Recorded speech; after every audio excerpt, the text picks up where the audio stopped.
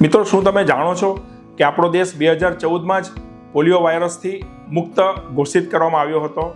તેમ છતાં પણ શા માટે દર વર્ષે પલ્સ પોલિયોનો પ્રોગ્રામ આપણા દેશમાં કરવામાં આવે છે અને 0 થી 5 વર્ષના બાળકોને પોલિયોના 2 ટીપા પીવડાવવાની હિમાયત કરવામાં આવે છે?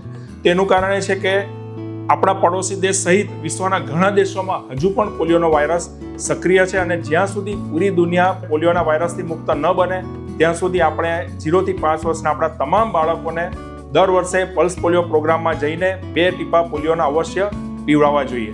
ઘણા મા બાપ અમને પૂછે છે કે સર, આપણે તો 2-3 દિવસ પહેલા જ બાળકને પોલિયોના ટીપા પીવડાવ્યા હતા, આપણે આગળ પણ પોલિયોના બધા ડોઝ એને મૂકવામાં આવ્યા છે, તો પછી આ ડોઝ શું કામ આપવાનો?